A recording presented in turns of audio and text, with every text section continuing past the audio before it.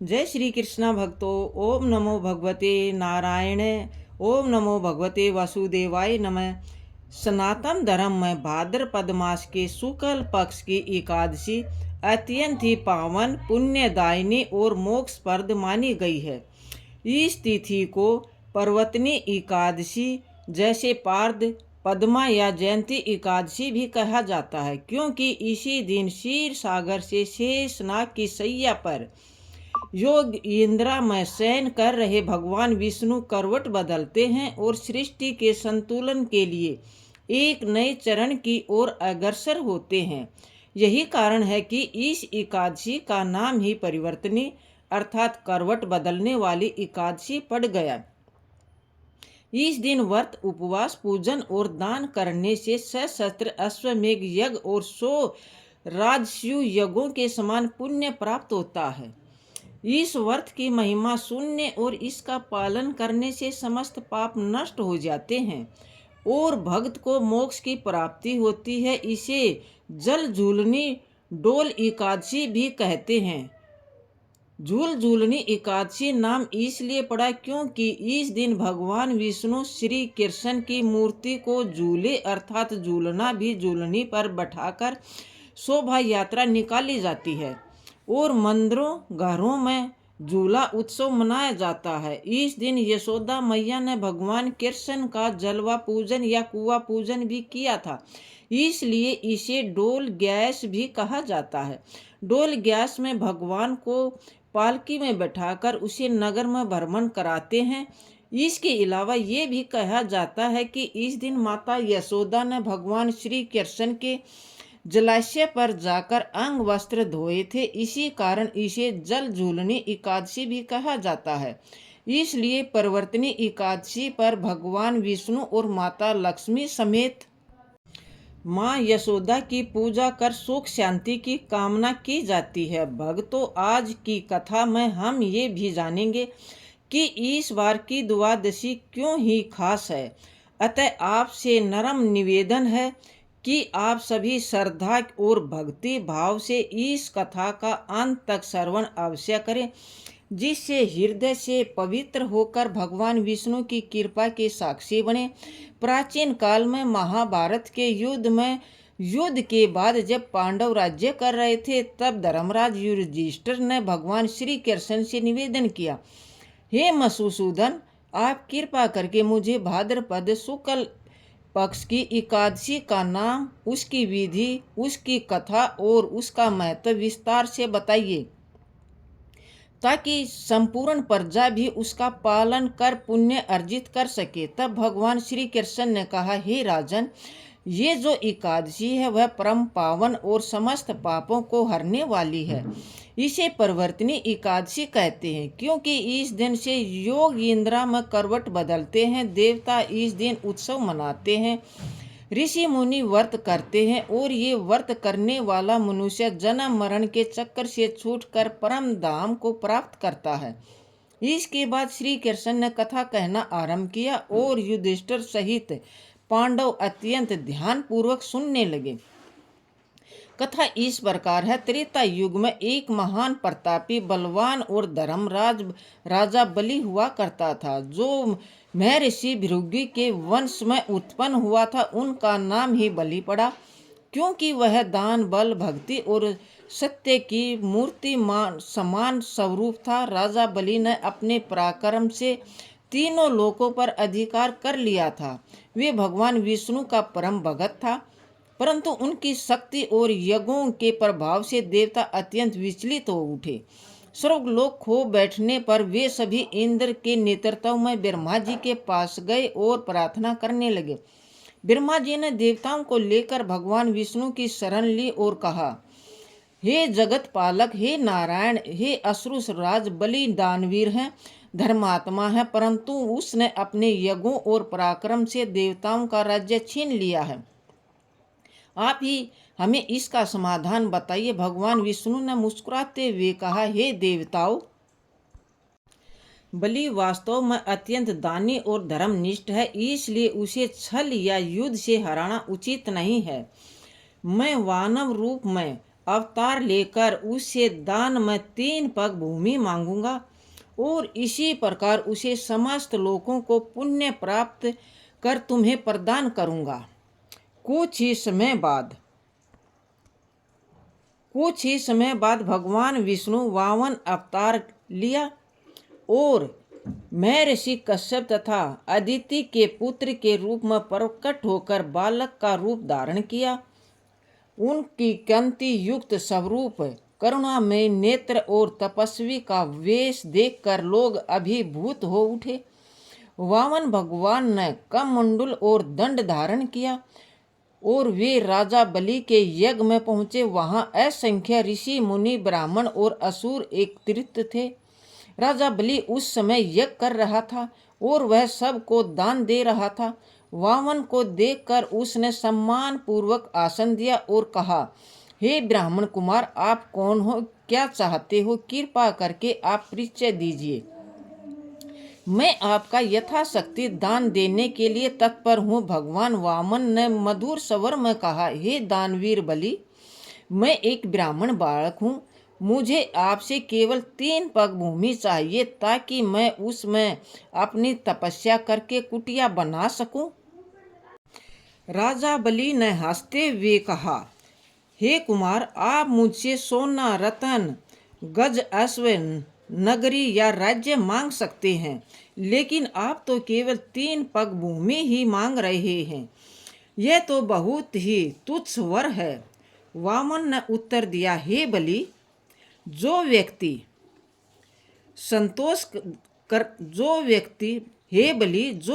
संतोष करना जानता है उसके लिए 3 पग भूमि पर्याप्त है।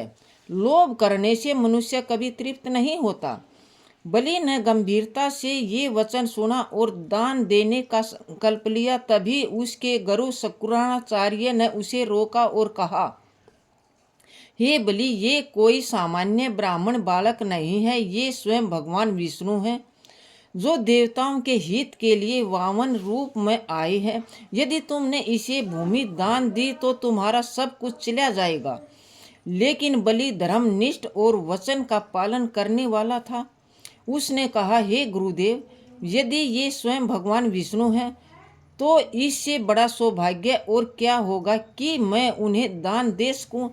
यदि मुझे अपना सब कुछ देना पड़े तो भी पीछे नहीं हटूंगा, क्योंकि दानवीर को अपने वचन पर अडिग रहना ही चाहिए। इतना कहकर बलि ने जल लेकर संकल्प लिया और वामन भगवान को 3 पग भूमि दान दे दी। उसी क्षण वामन ने करवट रूप धारण किया, अपना विराट रूप धारण किया। उनका शरीर आकाश को छूने लगा। सूर्य और चंद्रमा उनके नेत्र, पर्वत उनके चरण, आकाश उनका सिर और दिशाएं उनकी भुजाओं के समान हो गई। उन्होंने एक पग में पूरी पृथ्वी नाप ली और दूसरे पग में समस्त आकाश और स्वर्ग लोग। अब तीसरे पग के लिए स्थान शेष नहीं रहा। तब उन्होंने बलि की ओर देखा और कहा, हे बलि, अब बताओ तीसरा पग कहाँ रखूं। राजा बलि ने नतमस्तक होकर कहा, हे प्रभु, आपने एक पग में पृथ्वी और दूसरे में स्वर्ग को नाप लिया। अब तीसरा पग आप मेरे सिर पर रख दीजिए, यही मेरा सौभाग्य होगा। भगवान विष्णु ने बलि की भक्ति, सत्य और दानशीलता से प्रसन्न हुए और उन्होंने अपने चरण से बलि के सिर को दबाकर उसे पाताल लोक का राजा बना दिया। साथ ही से वरदान दिया कि हे बलि, तुम पाताल लोक में सुख पूर्वक राज्य करो। समस्त देवताओं और ऋषि प्रतिवर्ष बलि प्रतिपदा को तुम्हारी पूजा करेंगे और तुम सदैव मेरे संरक्षण में रहोगे। भगवान ने ये कहा कि मैं तुम्हारे द्वारपाल के रूप में उपस्थित होऊंगा और कहा, मैं तुम्हारे द्वारपाल के रूप में भी उपस्थित रहूंगा और तुम्हारी रक्षा करूंगा। भगवान श्री कृष्ण ने युधिष्ठिर से कहा, हे राजन, उस दिन से परिवर्तनीय एकादशी का महत्व अत्यधिक बढ़ गया, क्योंकि जब जब मैं शयन करता हूँ और करवट बदलता हूँ तब लोक व्यवस्था परिवर्तित होती है। यह समय देवताओं के लिए भी उत्सव का होता है और मनुष्य के लिए भी व्रत एवं पुण्य अर्चन का है। इस एकादशी को व्रत करने से मनुष्य को जन्म मरण के बंधन से मुक्ति मिलती है। सशस्त्र अश्वमेघ और 100 राज्य युग का फल प्राप्त होता है और वह अंत में मेरे धाम को प्राप्त करता है। इस दिन व्रत की विधि अत्यंत सरल किंतु फलदायी मानी गई है। प्रातःकाल स्नान कर शुद्ध वस्त्र धारण करें, व्रत का संकल्प लें और भगवान विष्णु के शयन स्वरूप शालिग्राम की पूजा करें। तुलसी पत्र, पीले फूल, धूप, दीप और निवेद्य अर्पित करें। दिन भर उपवास करके विष्णु सहस्त्र का भगवत गीता का पाठ करें। रात भर जागरण कर भजन कीर्तन करें और अगले दिन द्वादशी को ब्राह्मणों को भोजन कराकर दान दक्षिणा देकर व्रत का पारण करें। इस प्रकार व्रत करने वाला भक्त सभी पापों से मुक्त होकर अक्षय पुण्य अर्जित करता है और विष्णु लोक को प्राप्त करता है। इस प्रकार जब भगवान श्री कृष्ण ने युधिष्ठिर को परिवर्तनी एकादशी की महिमा बताई तो पांडवों के साथ साथ सभा में उपस्थित समस्त लोग स्तंभ और भाव विभोर हो गए। सभी के नेत्र से अश्रु बहने लगे और उनके हृदय में ये दृढ़ संकल्प उत्पन्न हुआ कि इस पावन व्रत का पालन अवश्य करेंगे। भगवान के आगे कहा, हे धर्मराज, इस व्रत की विशेषता केवल यही नहीं है यह पापों का नाश करती है, बल्कि यह जीवन में स्थिरता, संतोष और दिव्य आनंद प्रदान करती है। क्योंकि जब भक्त इस दिन उपवास, जागरण और भजन कीर्तन करता है तो उसका मन सांसारिक विषयों से हटकर सीधा मेरे चरणों में लग जाता है। इसी कारण इसे योग और भक्ति दोनों का संगम कहा गया है। यह दिन मेरे शयन के परिवर्तन का दिन है, अर्थात जब मैं अपनी करवट बदलता हूँ तो ये संकेत होता है कि सृष्टि के संचालन में एक नया परिवर्तन आने वाला है। ऋतुओं का क्रम, ग्रह नक्षत्रों की गति, जीवों की स्थिति और लोकों का संतुलन सभी मेरे शयन के परिवर्तन से जुड़ा है। भगवान ने आगे कहा, हे युधिष्ठिर, जिस प्रकार राजा बलि ने दान देकर सत्य निभाकर और अपनी निष्ठा से मुझे प्रसन्न किया, उसी प्रकार ये व्रत भी दान और निष्ठा का प्रतीक है। इस दिन जो मनुष्य शालिग्राम की पूजा करता है और तुलसी पत्र अर्पित करता है वह सहस्त्र यज्ञों का फल प्राप्त करता है।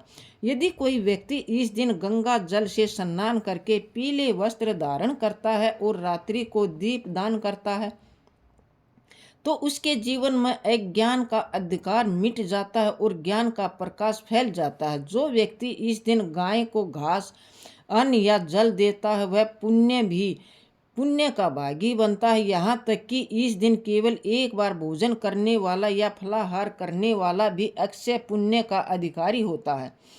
कथा में ये भी वर्णन है कि एक समय एक राजा था जिसका नाम अनंत वर्मा था।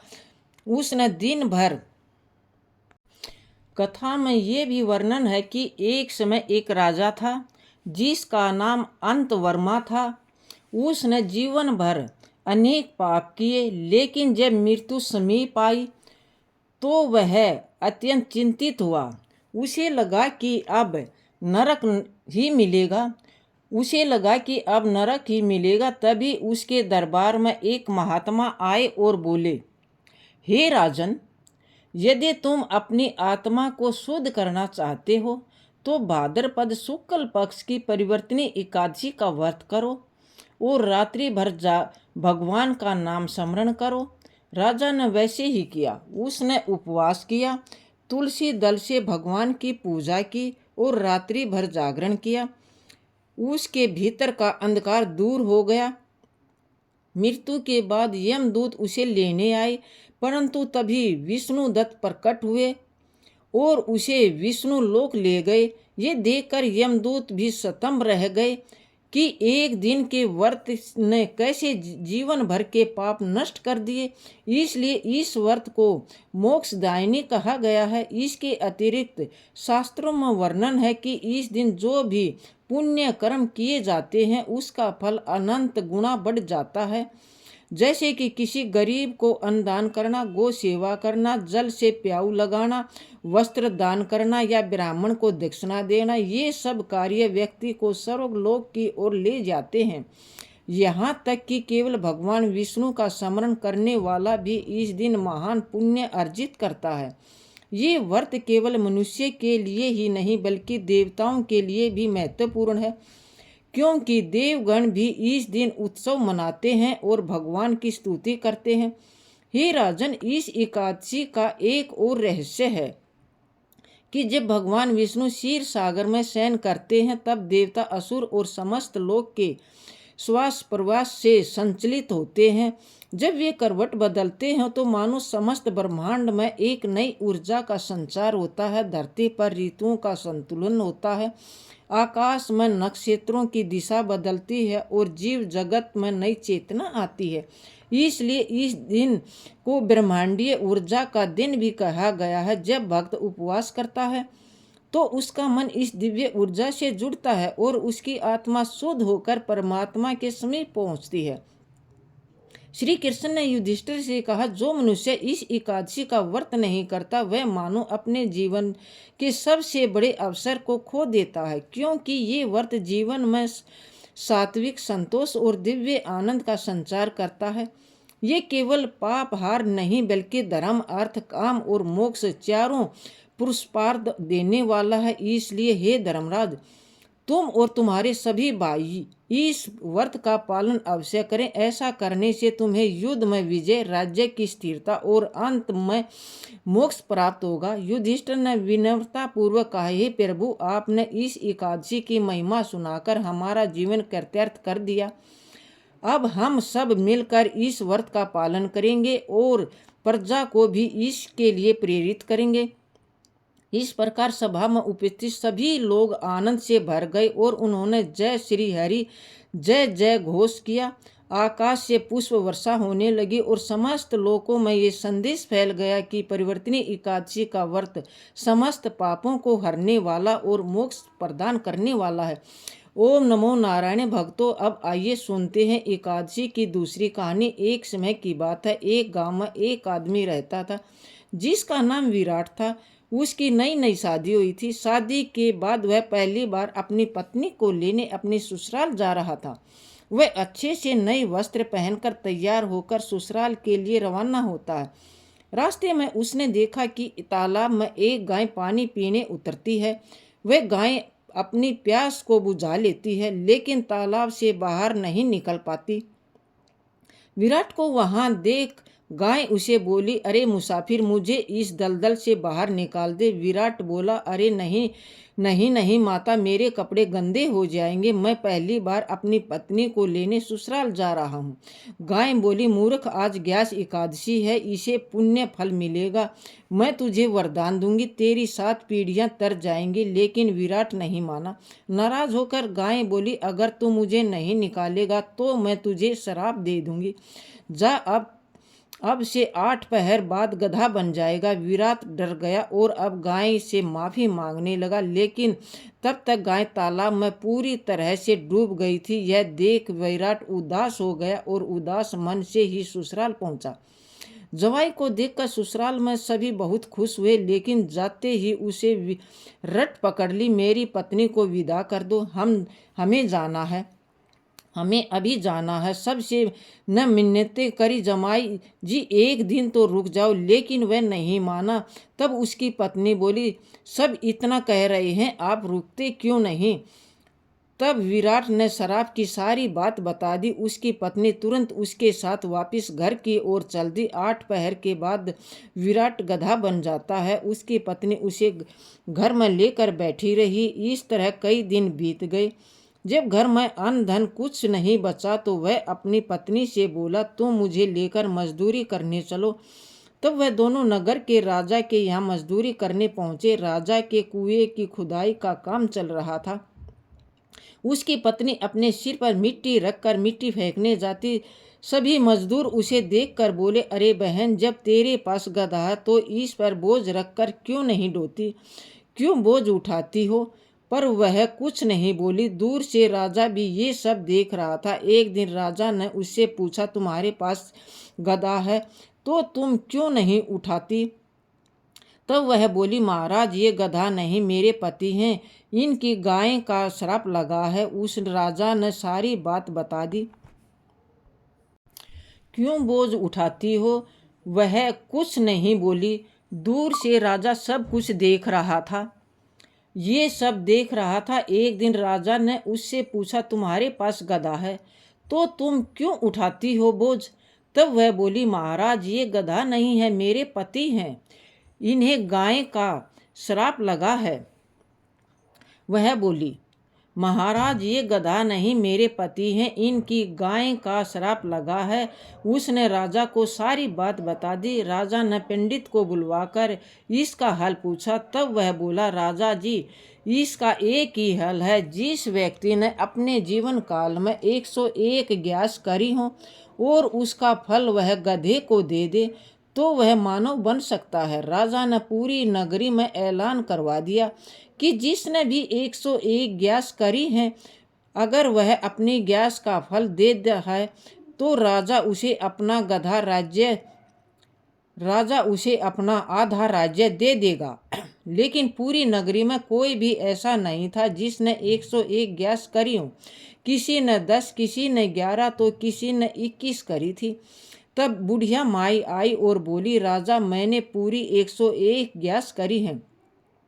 राजा तुरंत बोला, तुम अपनी ग्यास इस गधे को दे दो तो मैं तुम्हें मुंह मांगा वरदान दूंगा। बुढ़िया बोली, महाराज मैं धन लेकर क्या करूंगी? मैं आज हूँ कल नहीं, मैं इसे 100 ग्यास दे दूं, लेकिन एक निर्जला एकादशी को मैं अपने पास रखूंगी। इससे एक निर्जला एकादशी के फल से मुझे मोक्ष की प्राप्ति होगी, मुझे श्री हरि विष्णु की प्राप्ति होगी। ऐसा कहकर उस बुढ़िया ने अपनी 100 ग्यास का फल गधे को दे दिया और वह वापिस इंसान बन गया। लेकिन एक ग्यास की कमी से उसका पूरा शरीर इंसान हो गया, लेकिन अपने गधे की पूंछ उसके शरीर से नहीं हटी। जय हो ग्यास माता की। इस प्रकार भक्तजनों, परिवर्तनी एकादशी की कथा हमें ये सिखाती है कि भगवान का नाम, उसका व्रत और उसकी भक्ति मनुष्य को संसारिक बंधनों से मुक्त कर देती है। चाहे वह राजा बलि की निष्ठा हो, युधिष्ठिर का प्रसन्न हो या किसी कारण साधारण राजा अनंत वर्मा की पश्चाताप भरी भक्ति, भगवान सबकी सुनते हैं और व्रत करने वाले को मोक्ष प्रदान करते हैं। इस व्रत का पालन करने से सशस्त्र अश्वमेघ और 100 राजसूय यज्ञ के समान फल मिलता है। इसलिए हर मनुष्य को चाहिए कि ये भाद्रपद शुक्ल पक्ष की परिवर्तनी एकादशी को श्रद्धा और भक्ति से व्रत करे, दान करे और रात्रि को जागरण करके भगवान का नाम गाएं। यही जीवन का सबसे बड़ा धन और मोक्ष का मार्ग है। भक्तों, अब हम जानें कि इस बार द्वादशी क्यों ही खास है। अब हम जानेंगे इस बार द्वादशी क्यों खास है।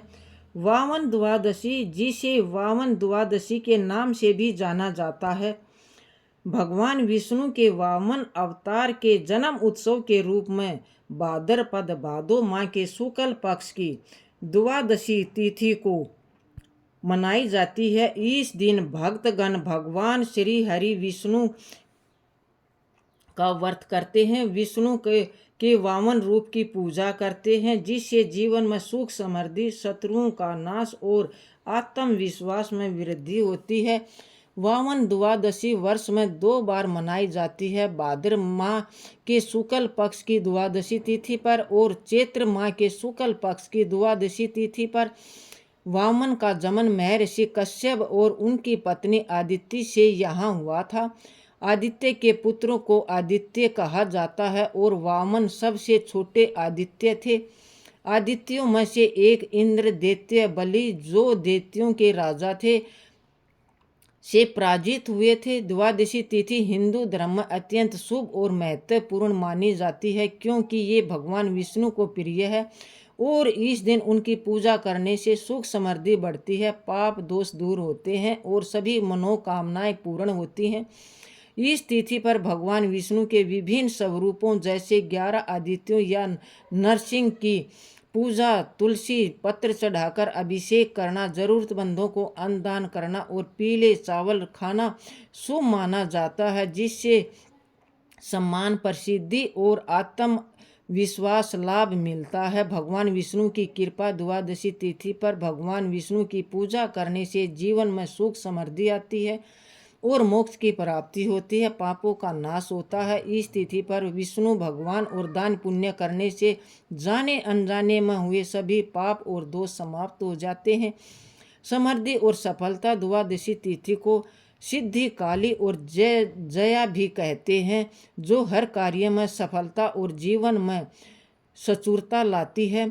वैदिक और आध्यात्मिक उन्नति, देवी सरस्वती की कृपा प्राप्त करने और बौद्धिक अक्षमता में वृद्धि के लिए भी इस दिन पूजा की जाती है। संकटों से मुक्ति, भगवान विष्णु के नरसिंह अवतार की पूजा करने से जीवन के सभी संकट दूर हो जाते हैं।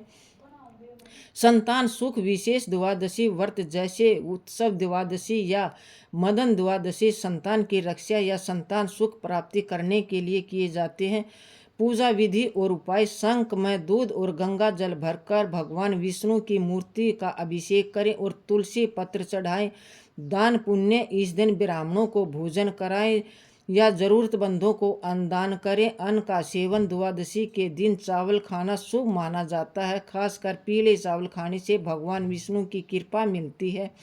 जप और मंत्र: द्वादशी आदित्यों के नाम का जाप करें और ओम नमो भगवते नारायणे मंत्र का जाप करते हुए खीर की 108 आहुतियाँ दे। घी का दीपक जलाकर मिश्री का भोग लगाना, नारियल का प्रसाद चढ़ाना और गीता के 6ठे अध्याय का पाठ करना भी शुभ फल देता है।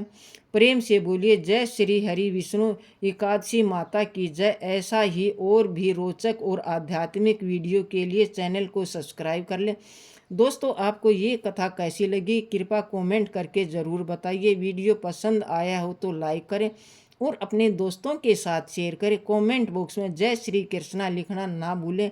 फिर मिलते हैं एक और दिलचस्प वीडियो के साथ। दोस्तों धन्यवाद। जय श्री कृष्णा। ओम नमो भगवते वासुदेवाय नमः। धन्यवाद दोस्तों।